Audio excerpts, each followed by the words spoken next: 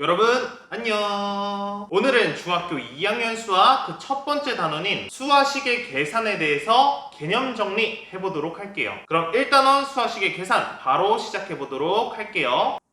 파트 1 유리수와 순환소수입니다. 그럼 먼저 유리수의 개념부터 알아볼게요. 유리수란 분수 b분의 a꼴로 나타낼 수 있는 수는 전부 유리수라고 합니다. 여기서 분모인 b는 당연히 0이 되어서는 안 되겠죠. 그럼 우리 유리수 나온 김에 조금만 복습해보면 이 유리수는 어떻게 나눌 수 있어요? 정수와 정수가 아닌 유리수로 나눌 수 있었고, 그리고 정수는 양의 정수 0, 음의 정수로 나눌 수 있었죠. 정수가 아닌 유리수에는 뭐 2분의 1, 3분의 1, 0.3 등등이 있다라는 거 기억하고 계셔야 합니다. 다음으로는 소수를 볼 건데요. 이 소수의 개념은 우리 초등학교 때 다 배우고 왔으니까 오늘은 소수를 분류해 볼 겁니다. 소수는 끝이 깔끔하게 떨어지는 유한소수와 끝없이 이어지는 무한소수로 나눌 수 있습니다. 유한소수의 예시로는 분수 2분의 1이 있겠죠? 소수로는 0.5 깔끔하게 떨어지네요. 또 무한소수는 순한소수와 순환하지 않는 무한소수로 나눌 수 있습니다. 둘의 차이를 보면 순환소수는 3분의 1 같은 녀석이에요. 0.3333 끝없이 가죠. 여기서 일정한 패턴, 순환 마디가 존재하면 순환소수가 되고요. 순환하지 않는 무한소수에는 우리 배웠던 원주율 파이가 있습니다. 파이 3.14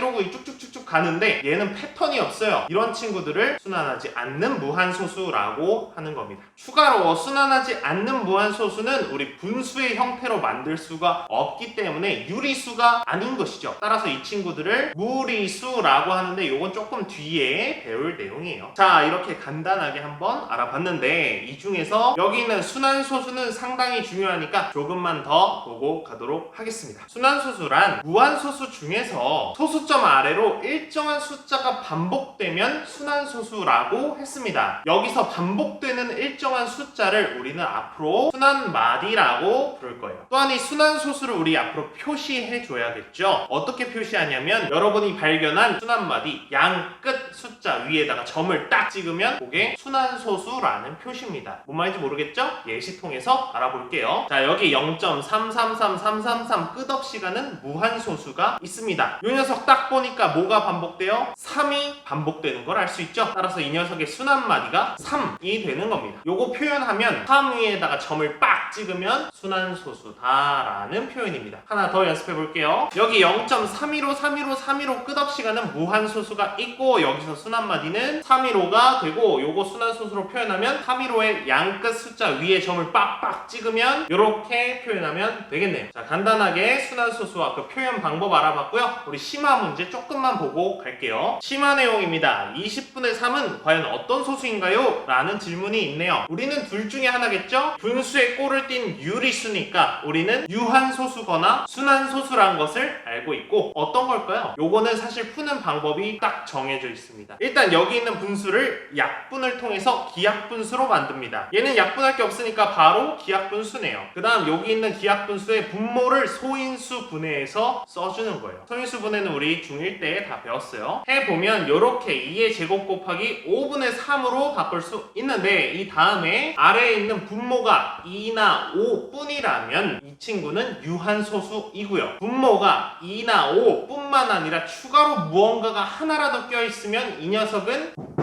순환소수가 됩니다. 그럼 도대체 왜 이런 것들이 적용이 될까요? 보시면 여기 있는 유한소수란 것은 분모가 10의 제곱의 형태로 나타날 거예요. 10분의 1, 뭐 100분의 1, 1000분의 30, 뭐 이렇게요. 그때 10을 소인수분해하면 2나 5로만 구성이 돼 있기 때문에 소인수분해한 분모가 2나 5밖에 없으면 유한소수가 되는 거고요. 2나 5밖에 다른 게 하나라도 들어가 있으면 무조건 순환소수가 되는 원리입니다. 이렇게 파트 1은 마무리했고요. 우리 다음 파트로 넘어가 보도록 할게요.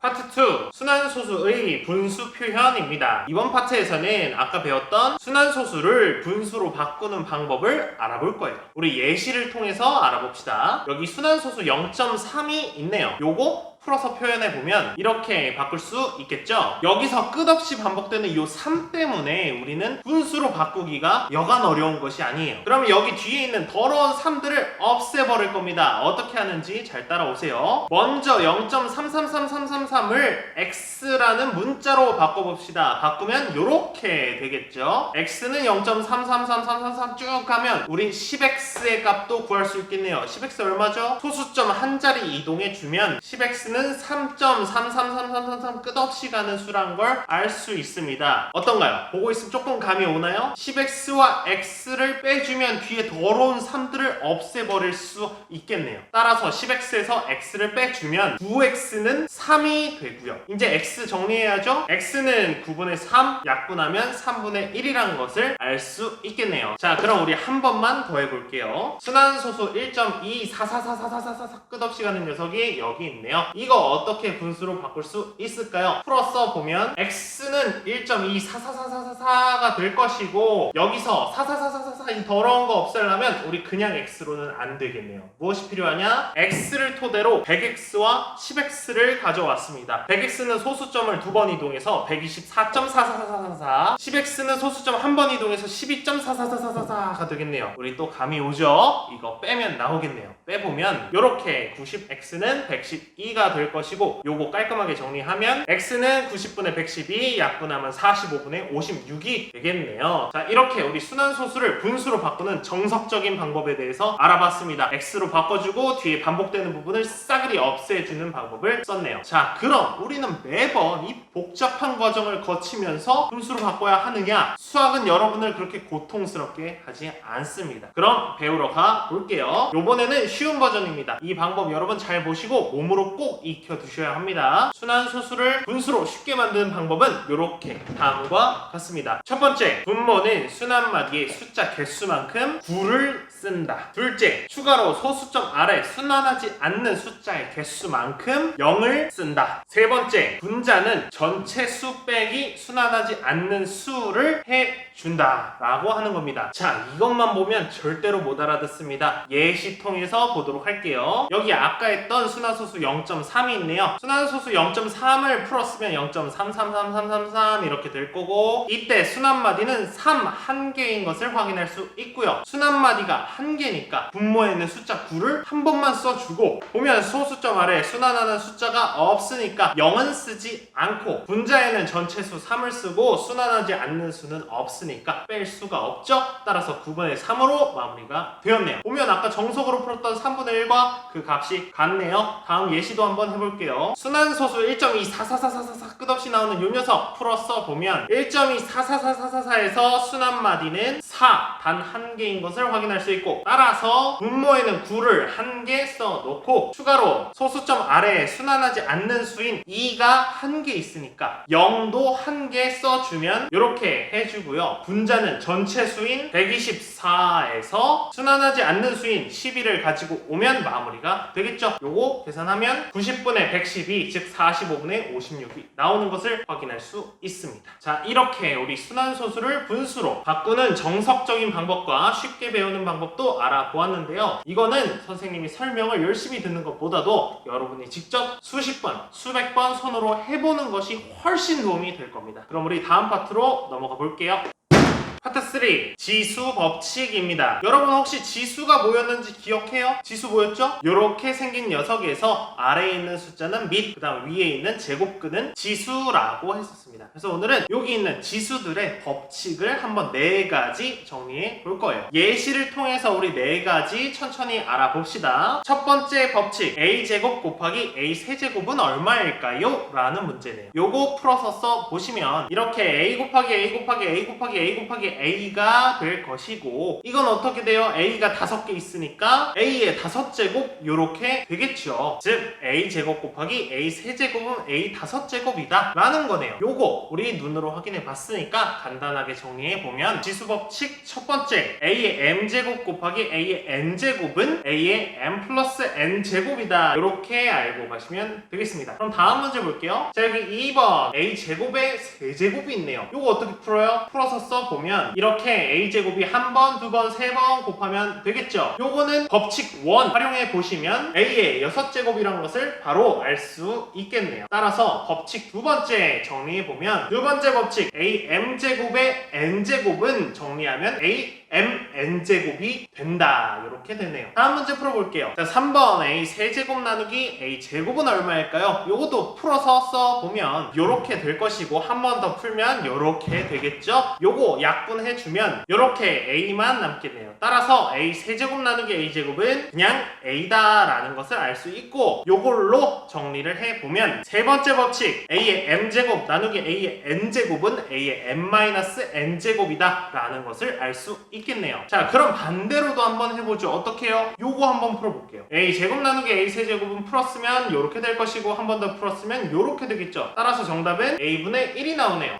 선생님 아까 있던 거랑 다르잖아요. 네, 맞아요. 조금 다릅니다. 이 공식이 적용되려면 앞에 있는 지수 m이 뒤에 있는 지수 n보다 커야 합니다. 이 경우처럼 작을 경우에는 어떻게 되느냐? 요렇게 됩니다. a m제곱 나누기 a n제곱은 a n-m제곱 분의 1이다. 따라서 우리 세 번째 법칙은 지수의 크기에 따라서 법칙이 바뀔 수 있습니다. 그래서 선생님은 지수 법칙에서 3번은 하나하나 다 외우지 않고 그때그때 머리로 한 번만 더 풀면 다 풀 수 있으니까 굳이 외우지 않는 편입니다. 자, 마지막 문제도 한번 볼게요. a, b의 제곱은 얼마일까요? 요것도 풀어서 써보면 요렇게 될 것이고 한 번 더 풀어서 써보면 요렇게 될 것이고 한 번만 더 써보면 요렇게 돼서 a제곱, b제곱이라는 답을 만들 수 있겠네요. 이 녀석 통해서 네 번째 법칙 정리해보면 a, b의 m제곱은 am제곱, bm제곱이 된다라는 것까지 알아두시면 되겠습니다. 자, 이렇게 우리 지수 법칙 네 가지에 대해서 전부 알아봤고요. 이거 일일이 암기 과목처럼 외우는 거 아닙니다. 연습 문제 많이 풀면서 익숙해지면 되는 거예요. 걱정하지 말고 우린 다음으로 넘어가 볼게요.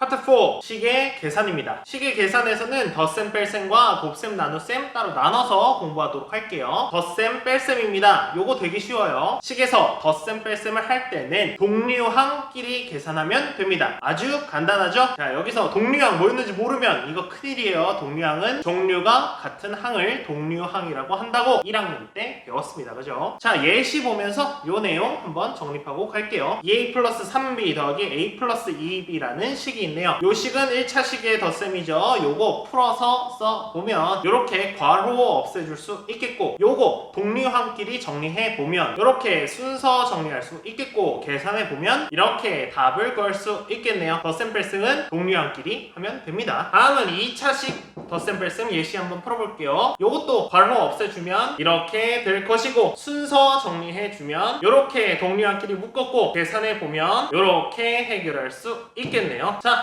간단합니다. 덧셈 뺄셈은 동류항끼리 계산하면 됩니다. 그럼 곱셈 나눗셈 보러 가봅시다. 자, 다음 곱셈과 나눗셈을 볼 텐데 곱셈과 나눗셈은 반항식에서 푸는 방법과 다항식에서 푸는 방법 두 가지를 배워보도록 할게요. 물론 여러분 나중에 계산할 때는 이 두 가지 복합적으로 자연스럽게 쓰게 될 테지만요. 먼저 단항식에서 곱셈과 나눗셈은 어떻게 해라? 개수는 개수끼리, 문자는 문자끼리 하세요 라는 겁니다. 이거 예시를 통해서 공부해 볼게요. 첫 번째 예시 2a 곱하기 3b가 있네요. 어떻게? 개수끼리 문자끼리 풀었어 보면 요렇게 풀었을 수 있고 개수끼리 문자끼리 정리하면 요렇게 될 것이고 최종적으로는 6ab라는 답이 나오겠네요. 다음 나눗셈도 한번 풀어볼게요. 8a 제곱 나누기 2a 어떻게 할까요? 풀어서 써보면 이렇게 역수의 형태로도 풀 수 있고 다른 방법으로 푸셔도 됩니다. 이거 약분해보면 이렇게 4a라는 답이 나오겠네요. 다항식에서는 분배 법칙을 활용해서 전개를 해야 합니다. 분배 법칙 모르는 사람 있을 거예요. 분배 법칙은 a 곱하기 b 플러스 c에서 a는 b에도 한번 c에도 한번 곱해주어야 한다는 거죠. 자, 3a 가로 열고 2a-b 가로 닫고 라는 문제가 있네요. 요거 분배 법칙 활용해 보면 이렇게 풀어서 쓸 수 있고요. 단항식일 때 곱셈과 나눗셈 활용해 보시면 이렇게 풀 수 있겠네요. 이때 괄호 안에 기호들 정리해 보시면 플러스와 마이너스가 만나니까 마무리할 계산할 수 있겠습니다. 다음 예시도 풀어볼게요. 자, 나누기네요. 나누기도 분배 법칙 활용해야죠. 요거 풀어서 써보면 이렇게 이번에는 분수의 형태로 바꿔주었고 분배 법칙 활용해서 나누었고 이제 계산해보면 3a 플러스